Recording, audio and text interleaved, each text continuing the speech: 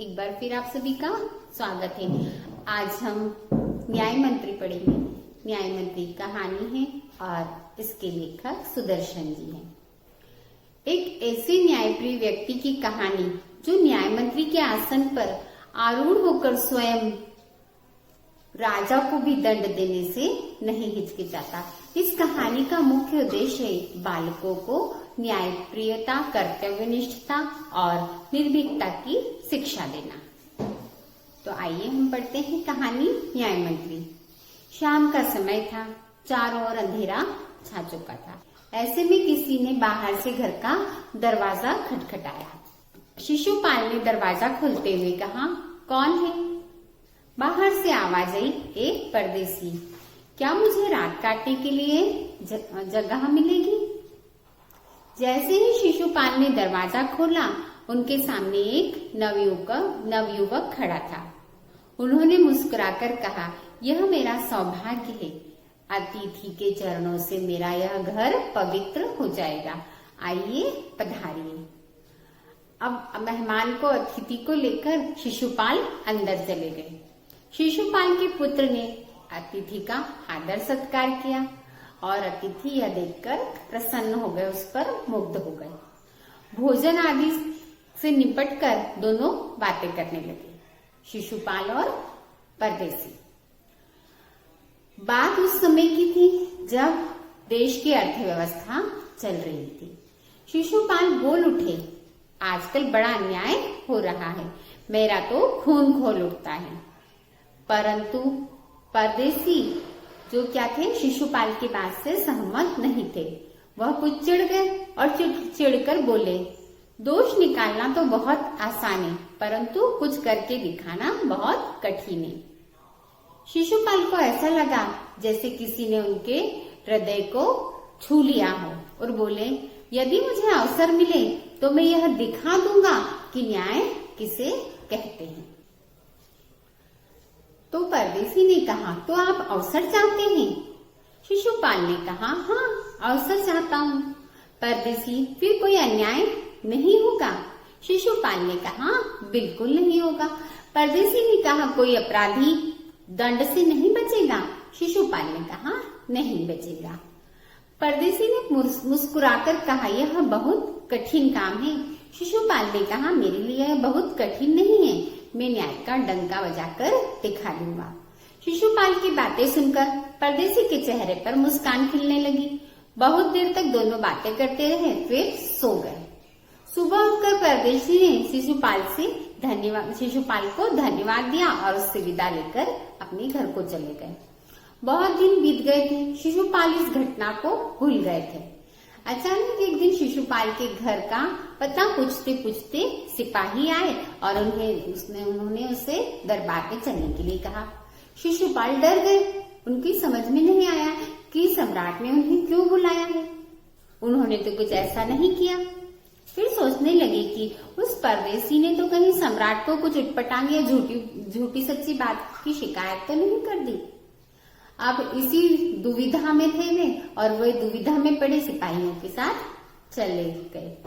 दरबार में पहुंचकर शिशुपाल का दिल बहुत धड़कने लगा और उसके माथे पर पसीना आने लगा। क्या बात हो सकती है, और इसी बातों में वे उलझे रहे। शिशुपाल को कुछ समझ ही नहीं आ रहा था। तभी सम्राट अशोक दरबार में आए।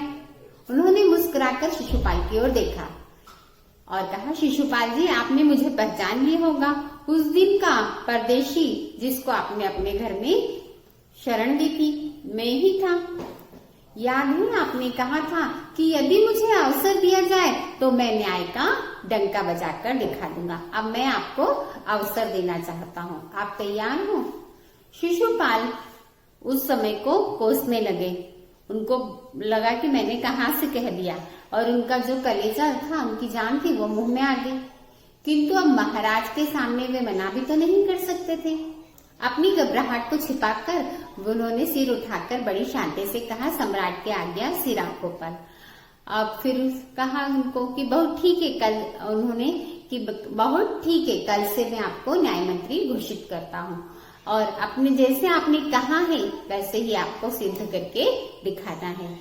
सम्राट अशोक को राजमुद्रा शिशुपाल के हाथ में दे दी गई। सम्राट अशोक ने राजमुद्रा शिशुपाल के हाथ में दे दी। उन्होंने झुककर, शिशुपाल ने झुककर राजा का अभिवादन किया और कहा, जो आज्ञा, और राजमुद्रा को अपने माथे से लगा लिया। अब शिशुपाल महाराज अशोक के न्याय मंत्री थे। उन्होंने जो कहा था, कथन कहे थे, उसकी लाज अब उनको रखनी थी। अब वे सब कुछ भूलकर वे क्या करें, राज्य की सुव्यवस्थित व्यवस्था में लग गए। उनकी मेहनत और लगन एक दिन रंग लाई। उनके प्रबंधन से, उनकी व्यवस्था से राज्य में पूरी तरह शांति रहने लगी। चारों ओर धूम मच गई। किसी को किसी प्रकार का कोई भय या डर नहीं था। लोग अपने घरों के दरवाजे में ताला लगाना तक भी भूल जाते थे।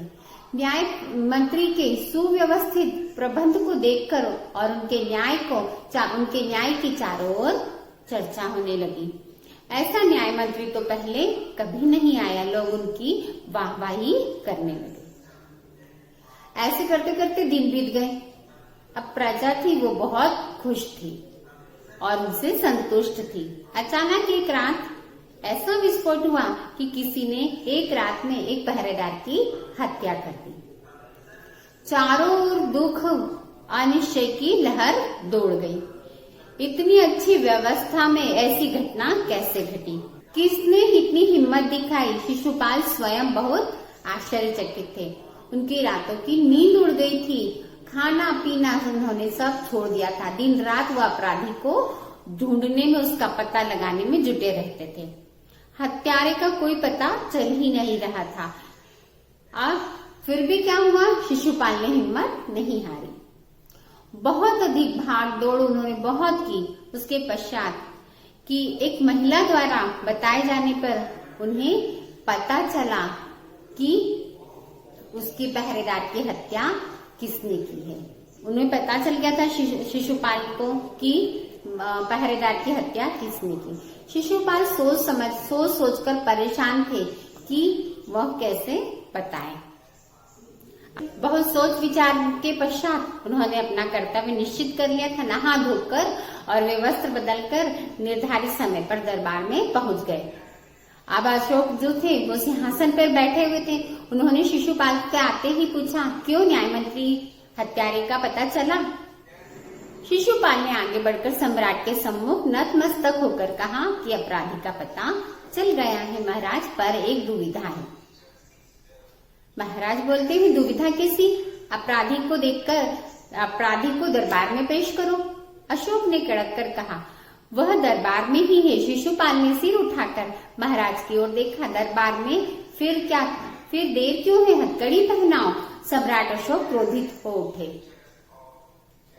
फिर देर क्यों, हथकड़ी पहनाओ। सम्राट अशोक क्रोधित हो उठे। शिशुपाल, महाराज को हथकड़ी पहना दो। उन्होंने शिशुपाल ने वहां के उच्च अधिकारियों को कहा कि महाराज को हथकड़ी पहना दो। दरबार में तहलका मच गया। सम्राट का चेहरा क्रोध से लाल हो गया और वे सिंहासन से उठकर खड़े हो गए और चिल्लाकर बोले, तुम्हारा दिमाग खराब है, इतना साहस? न्याय मंत्री का चेहरा निर्भाव भावहीन था। उन्होंने जैसे ही सुना, जैसे सुना ही नहीं। उन्होंने जैसे कुछ सुना ही नहीं। अपने शब्दों को दोहराते हुए उन्होंने हथकड़ी महाराज की ओर बढ़ा दी। दूसरे ही क्षण सम्राट अशोक ने हाथों में हथकड़ी पहना दी गई थी। दूसरे ही क्षण सम्राट अशोक के हाथों में हथकड़ी पहना दी। शिशुपाल ने कहा, अशोक, तुमने उस रात पहरेदार की निर्ममता से हत्या की, तुम इसका क्या उत्तर देते हो? सम्राट होठ काटकर रह गए। न्याय मंत्री ने फिर पूछा, तुम अपना अपराध स्वीकार करते हो? महाराज कहते हैं, हाँ, मैंने उसे मारा अवश्य था, किंतु वह बहुत बदतमीज और उद्दंड था। वह एक कर्मचारी था, उद्दंड था, बदतमीज था, किंतु उसे जान से कैसे मार सकते हो तुम अपराधी हो, तुम्हें मृत्यु दंड दिया जाता है। न्याय मंत्री ने ऐसा कहा। दरबार में गतिहीनता छा गई। मुंह आश्चर्य से खुले की खुले ही रह गए। कोई कल्पना भी नहीं कर सकता था कि सम्राट को अपराधी घोषित करके दंडित भी किया जा सकता है। सम्राट ने सिर उठाकर शिशुपाल की ओर देखना चाहा, किंतु उसके अदम्य साहस, उसकी निर्भीकता और उसकी कर्तव्य निष्ठा के आगे वे नतमस्तक हो गए। शिशुपाल से नजरें नहीं मिला सके। सम्राट स्वयं शिशुपाल की परीक्षा लेने चाहते थे। शिशुपाल इस कठिन परीक्षा में सफल हुए। जो न्याय के सम्मुख किसी से नहीं डरता वह मनुष्य नहीं हीरा है। सम्राट अशोक का हृदय खुशी से झूमने लगा। तभी न्याय मंत्री का संकेत पाकर एक कर्मचारी सम्राट अशोक की सोने की मूर्ति लेकर वहां पर आया और न्याय मंत्री ने खड़े होकर निर्णय सुनाया। सम्राट अशोक ने हत्या का अपराध किया है, उन्हें सजा अवश्य मिलनी चाहिए, किंतु उन्हें सजा देने का अधिकार केवल ईश्वर का है। मैं इन्हें चेतावनी देकर छोड़ता हूँ और इस सोने की मूर्ति को राजा के स्थान पर मैं इसे फांसी पर लटकाने की आज्ञा देता हूँ, जिससे लोगों को शिक्षा मिले। और कितना अद्भुत न्याय था। सब लोग न्याय मंत्री की जय जयकार कर उठे। सम्राट अशोक ने शिशुपाल की बहुत बहुत प्रशंसा की। सब अब क्या हो गया था, सभा समाप्त होने के पश्चात शिशुपाल ने राजमुद्रा को अशोक के चरणों में रख दी और कहा, महाराज इसे वापस ले ले, मुझे यह भार नहीं उठाया जाएगा। महाराज इसे वापस ले ले, मुझसे यह भार अब और नहीं उठाया जाएगा।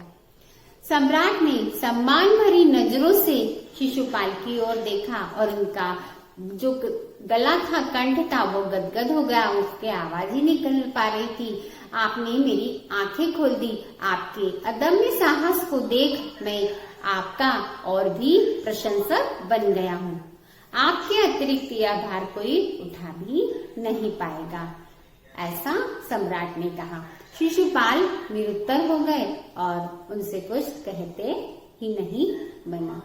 तो यह थी कहानी न्याय मंत्री। धन्यवाद।